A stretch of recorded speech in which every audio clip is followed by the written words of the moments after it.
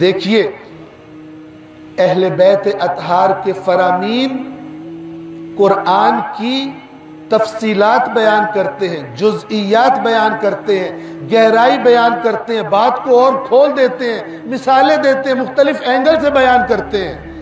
لیکن اہل بیت کے فرامین قرآن کی آیت سے سمجھ آنے والے معنی کو تبدیل نہیں کرتے۔ یہاں پر سب سے بڑا گھپلا ہوتا ہے۔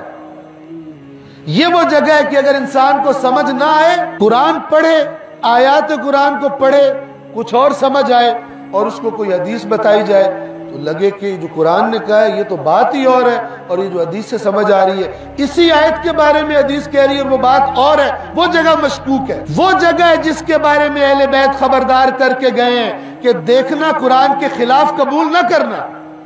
تو جو خود آپ سے کہہ رہے ہیں کہ دیکھنا قرآن میں کیا ہے اس کے خلاف قبول نہ کرنا، اب انہی کے نام پر ایک حدیث آتی ہے جو آپ سے کہہ رہی ہے جو تجھے قرآن سے سمجھ آ رہا ہے وہ ٹھیک نہیں ہے بلکہ یہ مراد ہے، تو آپ بتائیے کہ یہ ہدایت کرے گا قرآن یا اللہ تبارک و تعالیٰ نے خلاف حق بیان کیا ہے؟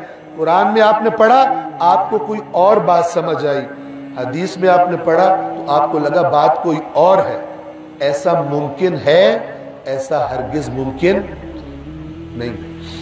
اگر ایسا ہوتا کہ حدیث آ کر قرآن کا معنی بدل دیتی، قرآن کے الفاظ کا، حدیث اگر بدل دیتی قرآن کے الفاظ کا معنی، تو یہ کہنا ممکن ہی نہیں تھا کہ حدیثوں کو چیک کرو قرآن سے کہ ٹھیک ہے یا ٹھیک نہیں۔ ورنہ کیا کہتے قرآن کو بس تم برکت کے لیے رکھو، صرف حدیث پڑھو، اور اگر کسی آیت کی تفسیر میں حدیث کہہ رہی ہے کہ وہ معنی نہیں ہے یہ معنی ہے تو جو قرآن سے سمجھ آ رہا ہے اس کو بھول جاؤ۔